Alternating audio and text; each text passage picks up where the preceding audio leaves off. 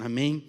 A palavra do Senhor em Efésios, no capítulo 6, no versículo 23 e 24, diz assim: paz seja com os irmãos e o amor com fé, da parte de Deus Pai e do Senhor Jesus Cristo.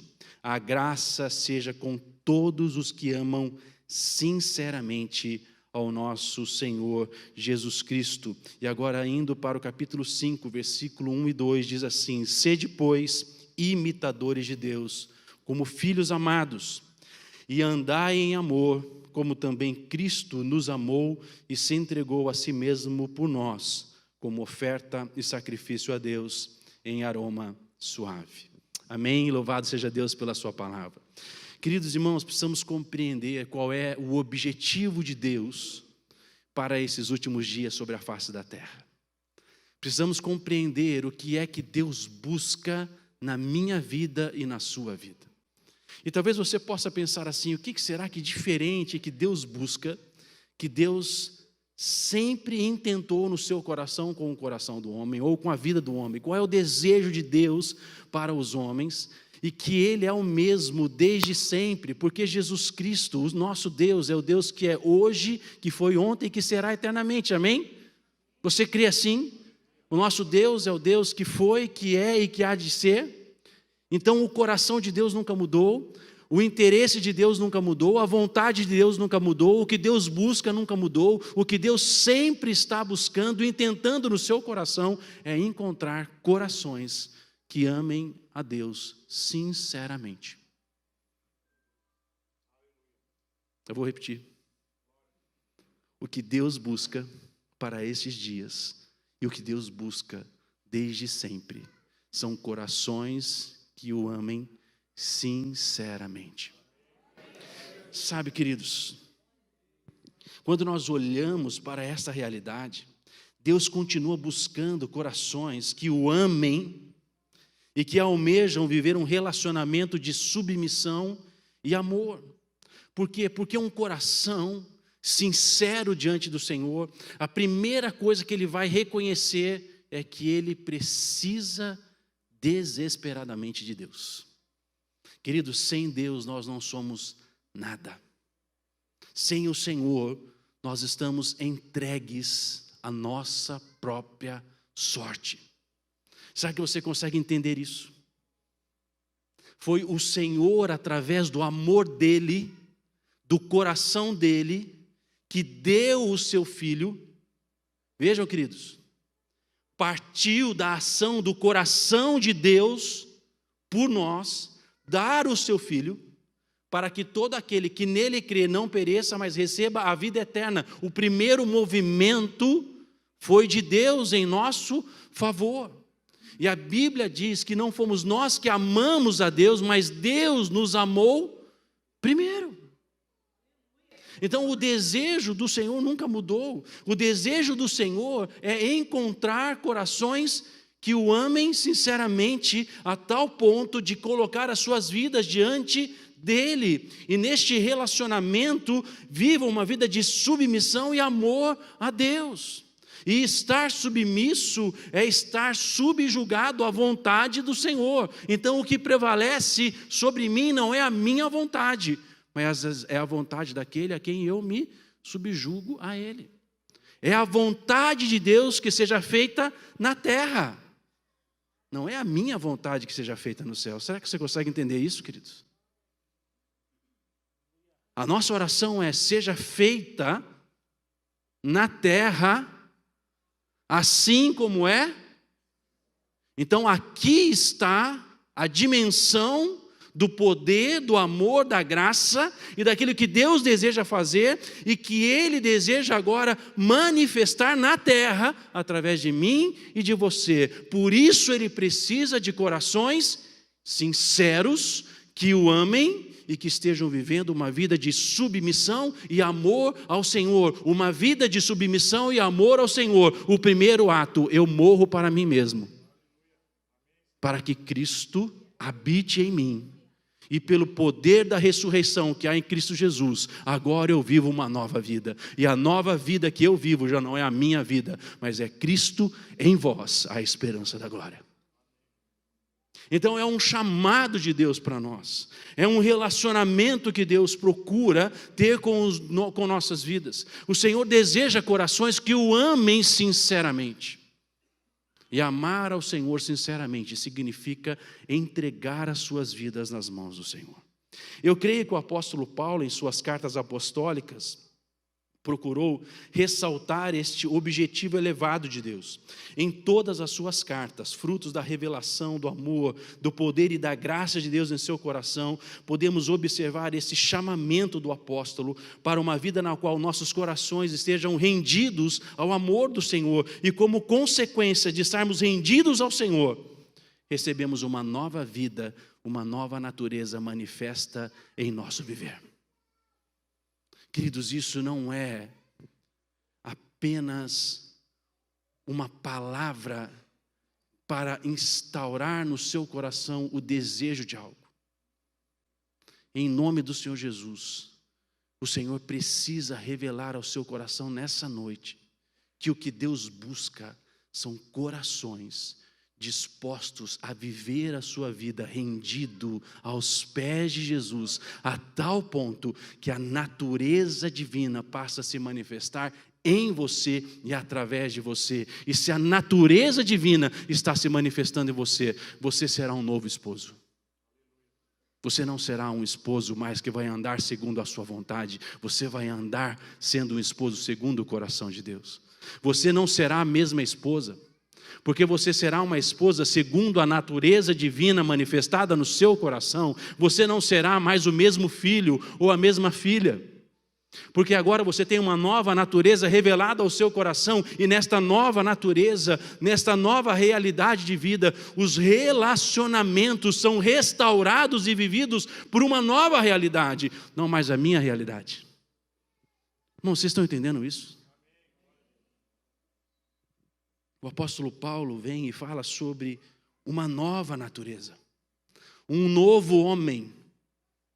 E esse novo homem significa que agora as nossas faculdades mentais, as nossas faculdades naturais são transformadas, e aquilo que era uma realidade nas nossas vidas deixa de ser uma realidade para agora, através do amor e do poder e da graça de Deus operando em nós, nós temos uma nova natureza, a natureza divina que gera em nós uma nova vida. Então agora eu ajo de uma forma diferente. Por quê? Porque agora eu tenho a mente de Cristo, eu tenho o coração de Cristo, eu tenho o amor de Cristo gerado em meu coração. E se eu tenho o amor de Cristo gerado em meu coração, como é que vai ser o relacionamento entre o homem e a mulher?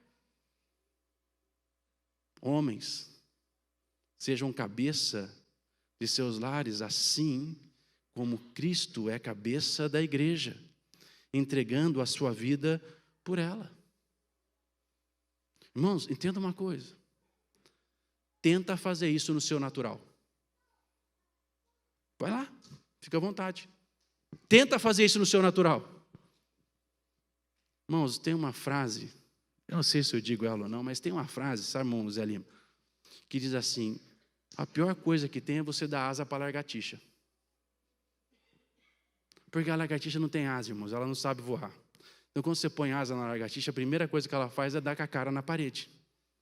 Por quê? Porque não é o natural dela.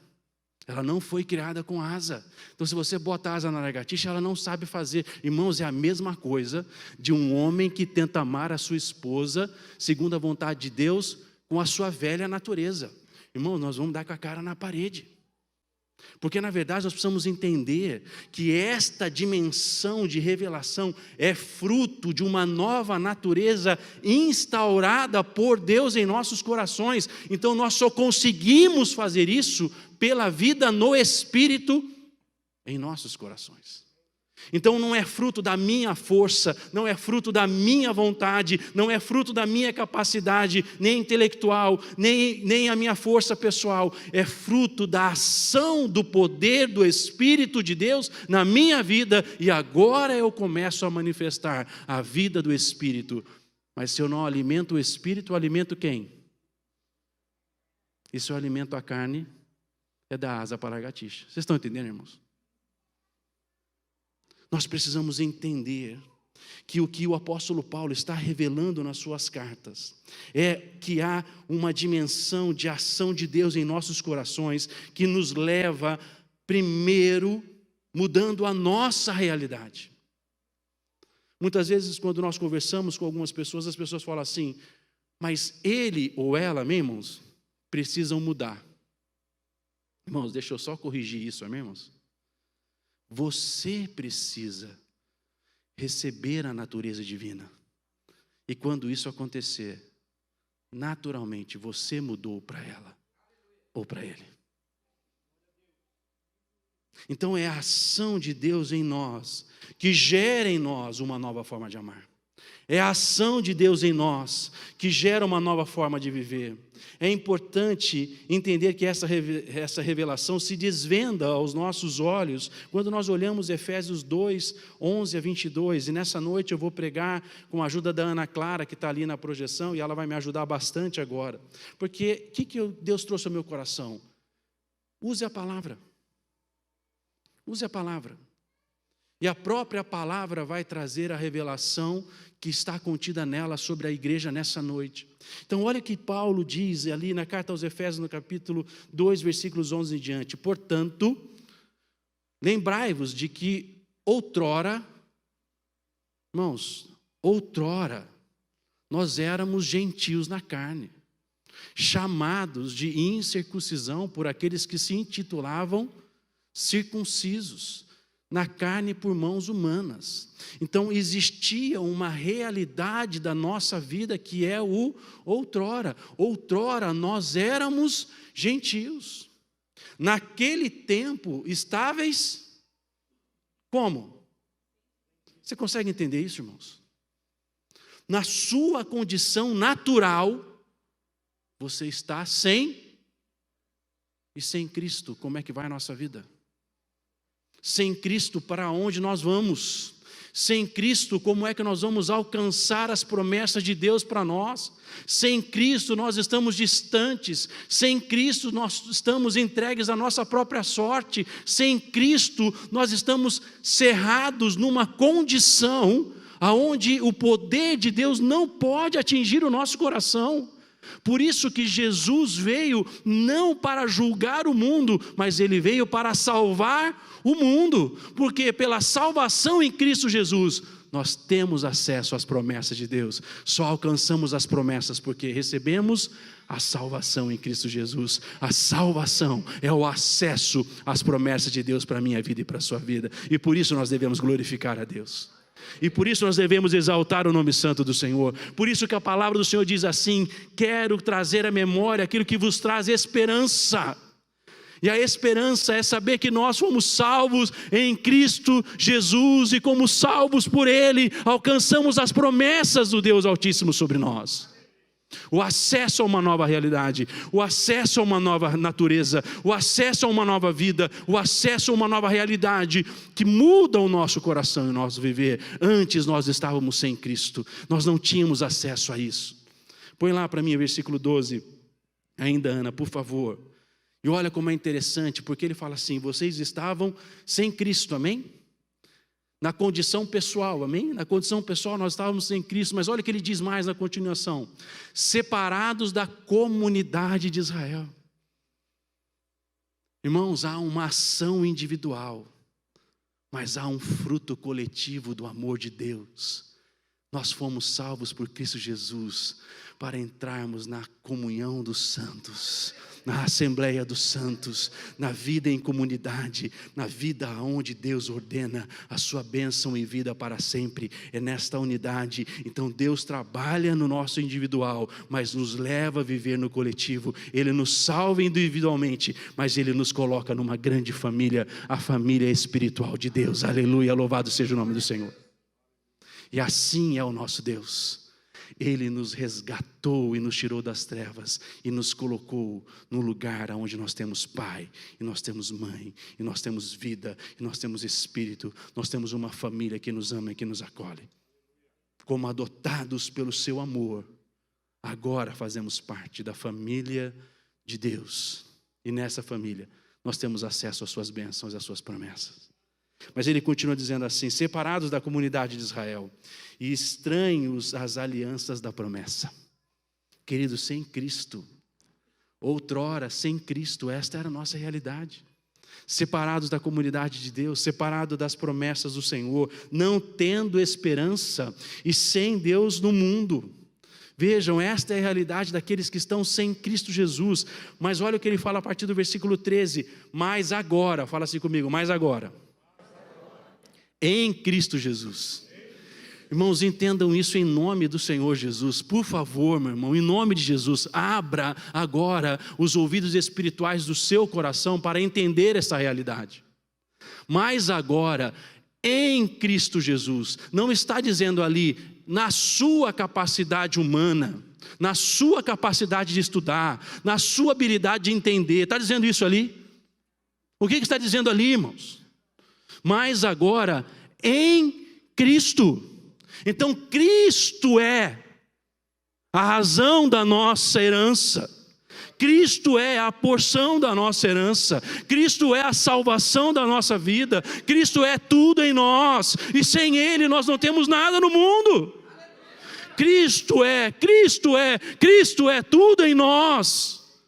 Por isso Paulo diz: eu rogo a Deus até ver Cristo formado em vós. Cristo em nós significa religados com Deus, uma nova esperança, uma nova vida, uma nova perspectiva, uma nova realidade, mente transformada, coração transformado, atitudes transformadas, nova forma de agir, nova forma de pensar. Agora eu não sou mais um marido segundo o curso deste mundo, agora eu sou um marido segundo a vontade de Deus em mim. Então Cristo em mim me faz ser cabeça sobre a minha mulher, assim como Cristo é cabeça da igreja. E eu dou a minha vida por ela. Por quê? Porque naturalmente Cristo fez isso pela igreja, naturalmente eu faço isso pela minha esposa. Vós que antes estáveis longes, irmãos, antes nós estávamos longes, separados deste relacionamento com Deus. Mas agora, em Cristo Jesus, fostes aproximados pelo sangue de Jesus. Aleluia, aleluia, aleluia. Irmãos, o que nos aproxima é o sangue de Jesus. Por quê? Porque o sangue de Jesus purifica a nossa vida de todo pecado. Você consegue ter essa consciência nessa noite, meu irmão, disso? Se o sangue de bois e de animais não eram capazes, o sangue de Jesus é capaz de cobrir todo o pecado. E agora é uma nova realidade. O sangue de Jesus nos aproxima de Deus. Versículo 14.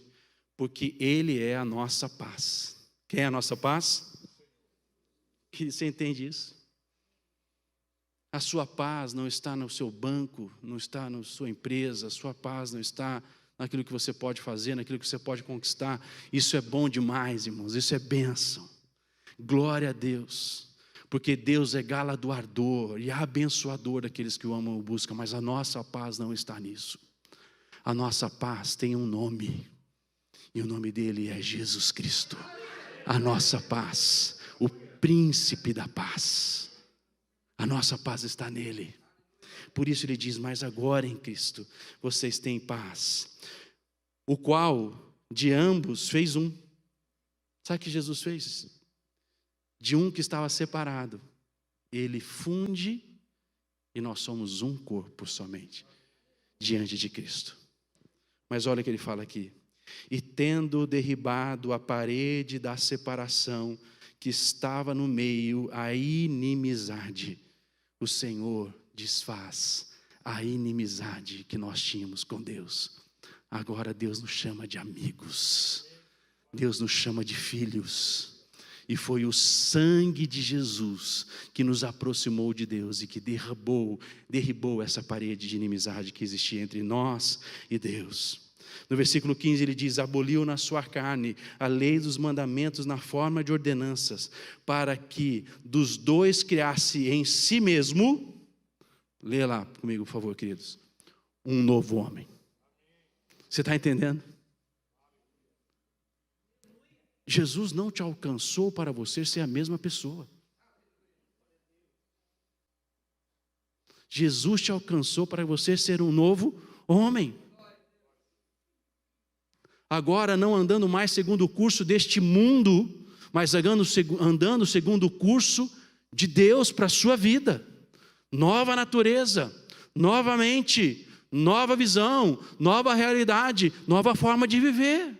Por quê? Porque a palavra do Senhor nos garante que Ele nos fez um novo homem, fazendo a paz. E no versículo 16 disse assim: e reconciliasse ambos em um só corpo com Deus, por intermédio da cruz, destruindo por ela a inimizade. Na cruz do Calvário ficou ali pregada a minha inimizade com Deus. Agora eu estou religado a Deus através do vivo e novo caminho que é Jesus.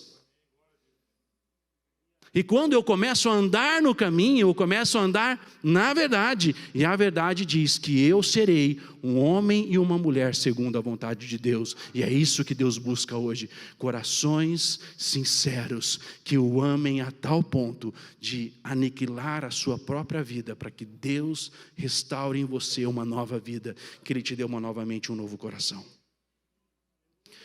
E vindo, no versículo 17, e vindo, evangelizou a paz a vós outros que estáveis longe, e paz também aos que estavam perto. O que Jesus fez? Através do seu sangue, os gentios que estavam afastados, Ele aproxima, e os judeus, os seus filhos que o recebem, agora Ele faz de dois uma única comunidade, um único corpo, o corpo de Cristo. E o corpo de Cristo são os chamados para a santidade, os chamados para o amor, os chamados para viver uma nova realidade. E agora nós temos a igreja para viver esta comunidade de amor, de esperança, de proximidade e de amizade sincera e verdadeira. No versículo 18 ele diz: porque por ele ambos temos acesso ao Pai em um Espírito. Irmãos, entendam isso. Eu estava admirado, pastor William. Nós não conversamos nada essa semana, irmãos. Nós nem nos falamos essa semana, né, pastor? Não me lembro se a gente se falou, não. Acho que a gente só deu oi de longe, né? Que eu te vi aqui na igreja, quando eu vim trazer o Gabriel para ensaiar o violão para a escola. Ele tocou ontem no Dia das Mães aqui da escola. Então eu fiz só oi para ele.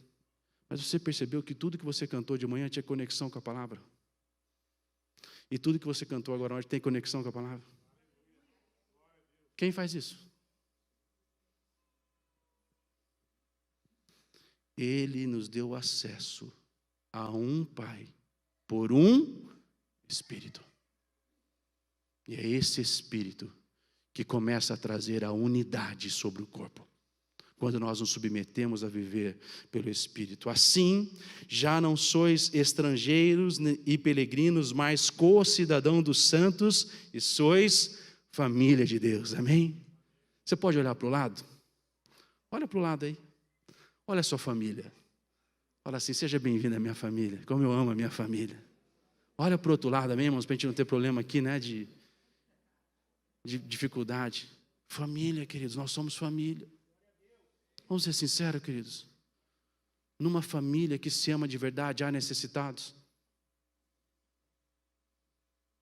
Por que não há necessitados numa família que se ama? Porque um cuida do outro. E não haverá necessitado, porque o meu amor cobre aquele necessitado que é da minha família. Nós precisamos urgentemente trazer esta consciência à igreja. Nós somos família. Quando um sofre, todos sofrem. Quando um peca, todos pecam.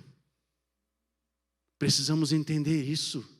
Nós somos parte de um corpo, o corpo de Cristo, e este corpo é que nos traz a vida, é este corpo que nos traz a esperança, é esse corpo que nos traz o amor de Deus. No versículo 20 ele diz: edificado sobre o fundamento dos apóstolos e profetas, sendo ele mesmo, Cristo Jesus, a pedra angular.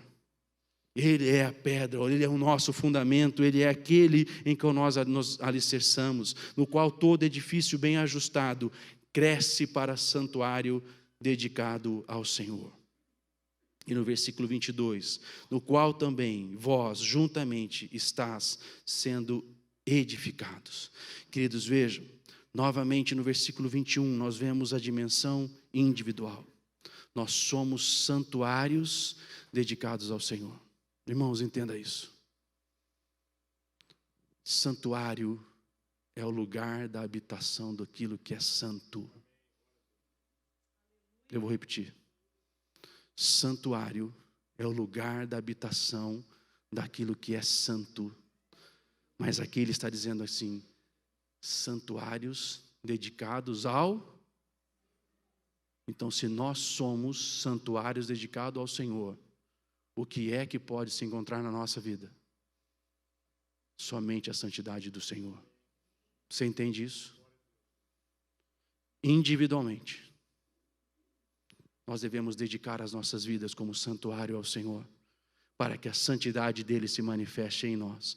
Mas quando a gente chega no versículo 22, novamente ele sai da dimensão individual e ele extrapola o poder de Deus para a condição coletiva. E vós, veja como agora já não é mais individualmente, agora é vós, ou seja, todos nós juntos, juntamente estáis sendo edificados para a habitação de Deus no Espírito. Então nós dedicamos a nossa vida ao Senhor e permitimos que a santidade do Senhor invada a nossa vida. E porque a santidade do Senhor invadiu a nossa vida e agora nós temos um coração transformado pelo amor e pelo poder do Senhor, este amor se extravasa, se extrapola sobre a igreja, e eu passo a caminhar com o meu irmão, a me aproximar do meu irmão, e este amor que me santifica, santifica o meu irmão. Por isso que ele diz assim: por isso que há entre vós fracos e doentes, porque há entre vós partidarismos, porque há entre vós divisões. É Paulo falando à igreja de Coríntios. Se nós queremos vencer isso, nós precisamos entender esta dinâmica da revelação de Deus.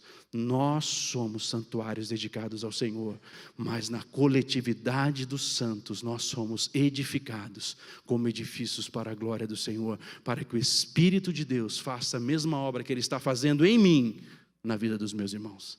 E assim o corpo de Cristo, a sua igreja gloriosa e vitoriosa, possa ser adornada para a glória do Senhor Jesus. Paulo vai revelando que o objetivo do Senhor são corações que amem a Deus, que compreendem essa dimensão do poder de Deus, uma obra interna em nós e que nos leva a viver juntos como santuários dedicados ao Senhor.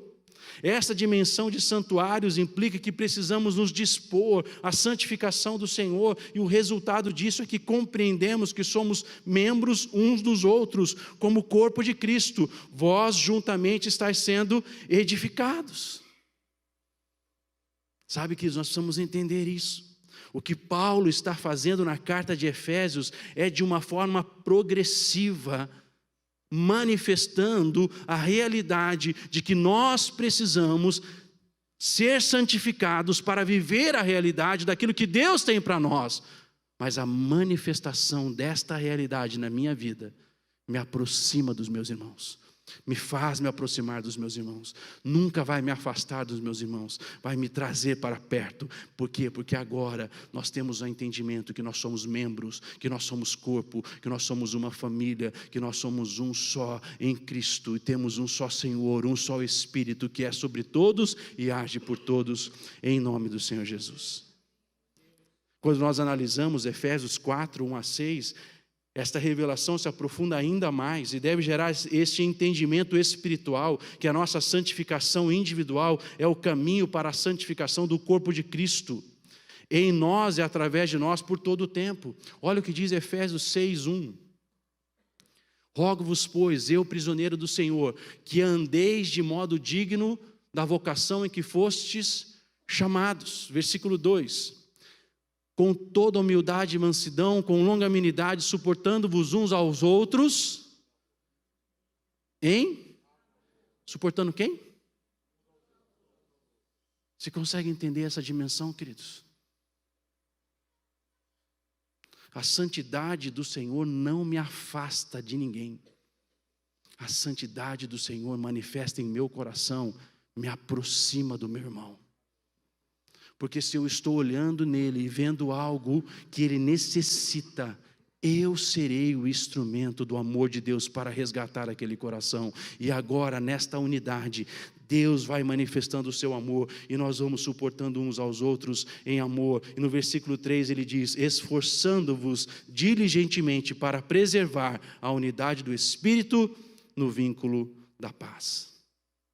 Então, queridos, Deus vai operando em nós, mas vai nos levando a uma realidade de estarmos juntos, como corpo, buscando e almejando o coração de Deus, desejando viver essa realidade, Cristo em nós, até ver Cristo formado em vós, a estatura de varão perfeito, não somente em mim, mas no meu irmão que eu amo, porque eu quero estar na eternidade com ele em glória, aleluia. Ao adentrarmos no capítulo 4, no capítulo 5 da carta de Efésios, vemos este chamado de Deus à santidade. O capítulo 4 e o capítulo 5 de Efésios é uma exortação à santidade, onde o Senhor passa a nos chamar para entender esta realidade, esta nova realidade, como novos homens que somos. Nós nos separamos das coisas deste mundo. Nós nos retiramos das coisas deste mundo. Por quê? Porque as coisas do mundo são estranhas para Deus. Você está entendendo isso ou não? Eu não posso declarar que eu amo a Deus e estou agarrado com o mundo. Porque quem ama a Deus se torna inimigo do mundo. Você entende isso? Então a realidade de uma nova natureza em nós gera em nossos corações uma santidade que significa separação das coisas do mundo. Agora, como santuários dedicados ao Senhor, nós somos aqueles a quem a santidade do Senhor entra para nos levar a uma nova realidade. E esta nova realidade começa a manifestar uma nova vida em mim e em você para a glória do Senhor. E qual é o resultado final disso? Quando nós olhamos para o capítulo 5, versículo 22 e diante, depois olhamos para o capítulo 6 em diante, o apóstolo Paulo começa a falar dos relacionamentos. Veja, capítulo 1, 2, 3, 4 e 5, praticamente toda a carta, chamando e preparando o nosso coração para o resultado final que Deus espera daqueles que amam a Deus sinceramente. Uma nova natureza que nos leva a relacionamentos restaurados e que manifestam a glória de Deus.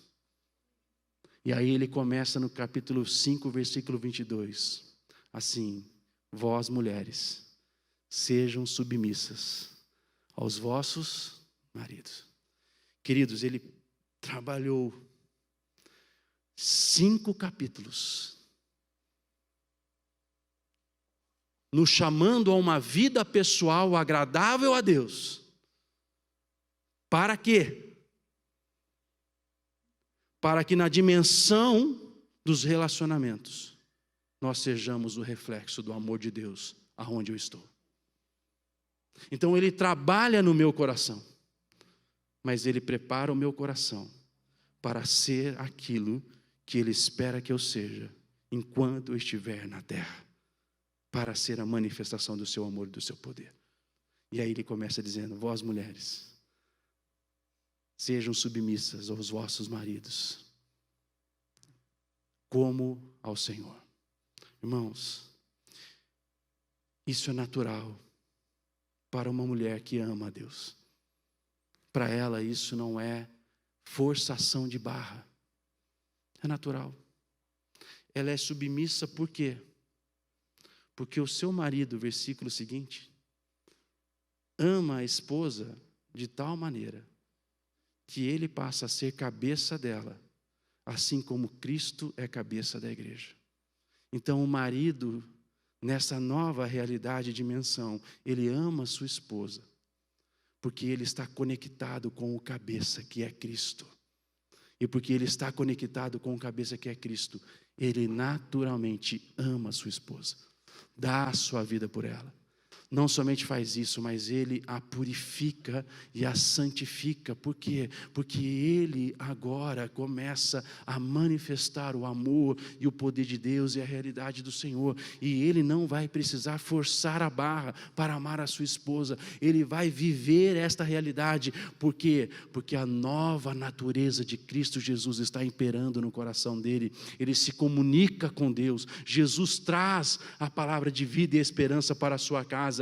A sua mulher é alimentada, os seus filhos são alimentados. Vejam, queridos, ele vai no capítulo 5, no versículo 22 em diante, ele trabalha com a mulher, mas ele trabalha mais fortemente com o homem. Assim, o relacionamento conjugal saudável e agradável a Deus é resultante da obra do Senhor em nossos corações primeiro. Então eu não mudo a minha mulher, ou eu não mudo o meu, falei mulher, esposo, amém, irmãos? Então daqui a pouco eu já estou fazendo uma coisa errada aqui, irmão. Eu busco a realidade de Deus. E porque eu estou vivendo essa realidade, a minha esposa será reflexo da minha vida sobre ela. Você não muda ela ou ele. Você primeiro se coloca diante de Deus. E ele faz sobre ela. Porque você se alinhou com ele primeiro. E aí nós vivemos esta dimensão. Nossos cônjuges não irão mudar se primeiro nós não nos rendermos em submissão em amor, obediência e santidade ao Senhor. A submissão da mulher ao seu próprio marido acontece porque o marido é cabeça da mulher, como Cristo é cabeça da igreja. O marido deve amar assim como Cristo amou a igreja, dando a sua vida por ela, santificar pela purificação, pela lavagem de água, pela palavra e apresentar ela gloriosa. Meu irmão, você consegue entender isso? Sabe quem apresenta a sua mulher gloriosa diante do Senhor? Você, varão. Você, varão. Você quer sua mulher cheia do Espírito? Busque a Deus como cabeça sobre a sua vida e ame a sua esposa, purifique ela pela palavra, caminhe com ela, ande com ela e ela será purificada. Por quê? Porque você como homem assumiu a sua posição diante de Deus e porque você está diante de Deus, Ele está fazendo a obra dele na vida da sua esposa. Vós mulheres, as mesmas coisas. Coloque-se diante de Deus, ame ao Senhor, entregue a sua vida, renda-se a Ele, para de discutir com Ele. O que Deus vai fazer é que Deus vai unindo os corações. E o que é mais lindo, queridos, disso tudo, e que é claramente perceptível para aqueles que estudam a palavra de Deus de uma forma diferente. Sabe que nós podemos estudar a palavra de Deus como a teologia nos ensina, sistematizando, e é maravilhoso isso, irmão, nós precisamos disso. Mas não há nada mais gostoso do que você ler a Bíblia através dos olhos do Espírito. Porque pelo Espírito você enxerga aquilo que Deus quer revelar ao seu coração. Porque no capítulo 5, versículo 22, até o final do capítulo 5, ele vai falando para o homem e para a mulher, sim ou não? E como é que ele começa o capítulo 6?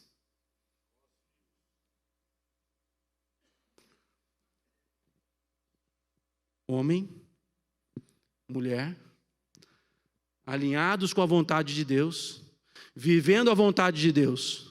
Qual é o resultado disso? Filhos que obedecem aos pais. Por quê? Porque o seu relacionamento é reflexo do amor de Deus sobre a face da terra. Os seus filhos estão protegidos por esse relacionamento. E eles serão protegidos, e eles serão guardados. Por isso que Josué diz, eu e minha casa serviremos ao Senhor. Por isso que nós vemos na palavra de Deus, Deus falar isso. Mas queridos, aonde é que o inimigo tem mais investido? na família, no relacionamento, no quebrar relacionamentos, no separar homens e mulheres, trazendo inimizade, trazendo confusão, trazendo tudo quanto é tipo de coisa. Por quê, queridos? Porque se ele matar o seu casamento, ele tira a proteção dos seus filhos. Se ele aniquilar com o seu casamento, ele não destrói somente a sua casa, ele destrói a vida dos seus filhos, a segurança dos seus filhos, a proteção dos seus filhos. E quem vos fala é uma pessoa que sabe do que está falando, porque eu sou filho de lar destruído, e eu sei o que é um filho sem o valor de uma mulher, porque não tinha sobre ele uma mulher que mostrava para ele o valor de ser uma mulher de Deus e um homem de Deus. Um homem que não sabia o que era ser um homem segundo o coração de Deus. E porque muitos anos passou por dificuldades até entender o valor de uma mulher, até entender o seu papel como homem dentro da sua casa. Por isso que eu prego nessa noite, na autoridade do Espírito Santo e em nome do Senhor Jesus, toda altivez, toda ignorância, todo espírito contrário, todo espírito demônio que tem dominado a sua mente e que tem dito para você que não é assim. Eu quero dizer uma coisa para você: tome vergonha na sua cara hoje e assuma o seu papel de marido. Marido, ama a sua esposa como Cristo amou a igreja, e ponto final.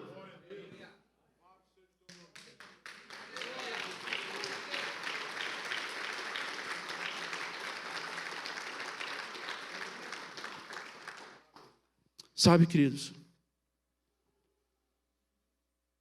quando os relacionamentos são restaurados, a casa é protegida, os filhos são protegidos, você é protegido, porque você entra debaixo das ordenanças da promessa de Deus para você, e agora você tem alegria. Sabe, uma das coisas que mais alegra o meu coração é saber que aquele jovem aos 17 anos que não conseguia entender o valor de uma família, que não conseguia entender o valor de uma mulher, que não entendia o seu papel como homem, que tinha medo de formar um lar, porque achava que tudo ia dar errado, assim como deu errado com a minha casa. Hoje eu posso olhar e dizer assim: louvado seja o santo nome do Senhor, porque eu tenho uma esposa, uma mulher valorosa, uma mulher que me ama, uma mulher vibrante, que me faz andar nos caminhos do Senhor. Mas eu posso glorificar a Deus, porque Deus me deu os filhos, e eu quero acertar o alvo, e para acertar o alvo, eu preciso estar debaixo da vontade do Senhor. E se eu lançar os meus filhos corretamente, eles atingirão o propósito de Deus para a vida deles. E os filhos, os meus filhos, porque essa é a promessa, amém? A alegria dos velhos são os filhos dos filhos. E quando meus filhos tiverem os meus netos, em nome de Jesus, é lá em casa, amém, irmãos? Porque eu quero jogar bola com meus netos, quero me divertir com os meus netos. Sabe que nós temos que entender isso. E é interessante porque quando nós olhamos para o capítulo 6 e vemos isso, o fruto do relacionamento conjugal, que são os filhos, aí Paulo vem falando aos filhos: filhos, obedecei aos vossos pais, honrai os vossos pais. Mas ele também chama os pais a atenção quando diz assim: pais, não ireis os vossos filhos, né? Não irritai os vossos filhos. É interessante que a promessa de Deus sobre a vida dos filhos, o chamado é para a obediência e honra, e tudo isso com promessa de vida próspera e longeva. Mas também trata com os pais, não provocando a ira dos filhos, criando na disciplina e na admoestação. E aqui, queridos, eu quero destacar a questão da disciplina. Porque às vezes, meus irmãos, nós achamos que disciplina, e principalmente quando nós olhamos para o português, né, e nós sabemos que as palavras têm maneiras diferentes de soar em cada língua.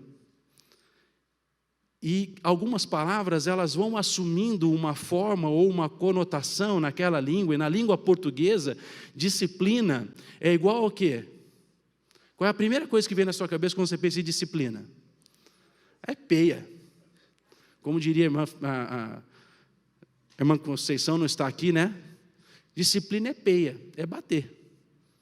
Mas quando nós olhamos para a palavra disciplina, A palavra disciplina não é somente bater e corrigir.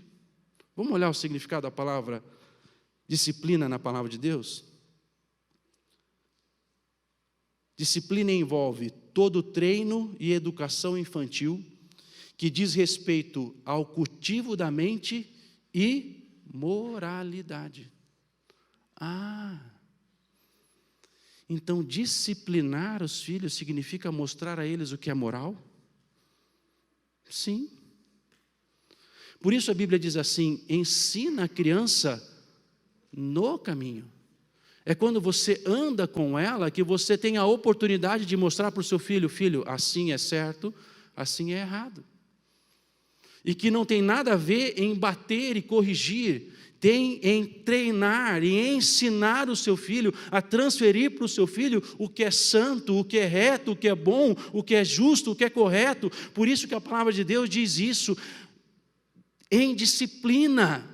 Mas disciplina nesse sentido, de que nós ensinamos o nosso filho, nós inculcamos na mente da criança o que é certo, o que é reto, o que é bom, o que é corretamente moral, o que é santo, o que é profano, o que é justo, o que é injusto, e nós vamos caminhando com os nossos filhos, mostrando para eles: filho, aqui é o caminho certo, aqui é o caminho errado, e você ensina os seus filhos pela transferência de vida, e não pela vara que corrige, que bate e que açoita.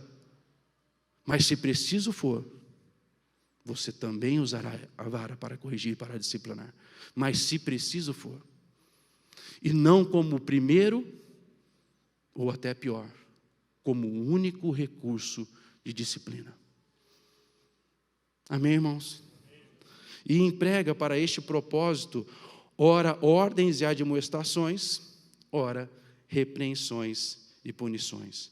A instrução que aponta para o crescimento em virtude. Disciplinar é também desenvolver nossos filhos no relacionamento com Deus, com as pessoas, e isso necessita de envolvimento e engajamento. Queridos, eu não consigo ensinar os meus filhos se eu terceirizo a educação dos meus filhos. Nós já temos uma dificuldade grande, porque na realidade das nossas vidas, das nossas realidades conjugais, a nossa realidade familiar hoje, a maioria das nossas casas precisam que o homem e a mulher trabalhem para o sustento do lar, e isso é uma realidade de muitos, queridos. Então os nossos filhos já estarão no colégio, mas quando eles saem do colégio, eles entram dentro da nossa casa. A minha responsabilidade é caminhar com os meus filhos, é estar com eles, orar com eles, ensiná-los, mostrar o que é certo. E sabe, queridos, me perdoem aqui falar aos pais, muitas vezes os nossos filhos olham para nós e não veem aquilo que é certo, veem aquilo que é errado. E aí nós dizemos para ele assim: filho, mas tem que amar a Deus. Aí ele olha para você: mas caramba, você está fazendo o que é errado e eu tenho que amar a Deus? Não é estranho isso, irmãos? Eu sei que hoje eu vou ganhar o lanche de todos os filhos, amém? Porque os filhos olham para os pais e não vê modelo. E aí você quer dizer para o seu filho: faça assim e faça assado. Aí aquele velho deitado, lembra aquele velho deitado? Que diz assim: faça o que eu faço, mas não faça o que eu digo, mas não faça o que eu faço. Queridos, não é a realidade de novo homem. Novo homem transformado. Na boca dele é sim, sim, não, não. A vida dele é um testemunho de amor. Os seus filhos vão ver o testemunho de amor. Os seus filhos vão ver um homem reto, uma mulher reta, um homem santo, uma mulher santa para a glória do Senhor. E eles crescerão vendo o exemplo de amor a Deus. Não significa que você não vai errar, meu irmão. Mas significa que você vai viver uma vida de integridade. Por isso o apóstolo Paulo diz isso. E aí ele encerra ali no capítulo 6, falando sobre aquilo que precisamos para resistir e batalhar nos últimos dias. Quando no capítulo 6, no versículo 10 e 11, ele diz assim: quanto ao mais, sede fortalecidos no Senhor e na força do seu poder. revesti-vos de toda a armadura de Deus, para poderes ficar firmes contra as ciladas do diabo. Queridos, a armadura de Deus passa por salvação, por evangelização, por pregar e anunciar a palavra de Deus. Passa por viver cercado pela couraça da justiça. O que guardará o seu peito não é a justiça dos homens, mas é a justiça de Deus sobre você. E todo o seu corpo estará guardado pela palavra, pelo poder e pela ação de Deus. E ele encerra então, nos dando esta bênção que nós lemos no começo. Paz seja com os irmãos, e o amor com fé, da parte de Deus Pai e do Senhor Jesus Cristo. A graça seja com todos os que o amam sinceramente, a nosso Senhor Jesus Cristo. Deus continua buscando aqueles que o amam sinceramente, a tal ponto que eles negam a si mesmos para viver a vida de Deus. E a vida de Deus é uma vida de amor, de santidade, de dedicação, de submissão e de rendição do seu coração ao coração de Deus. Deus continua sendo o mesmo, e Ele continua buscando esses corações.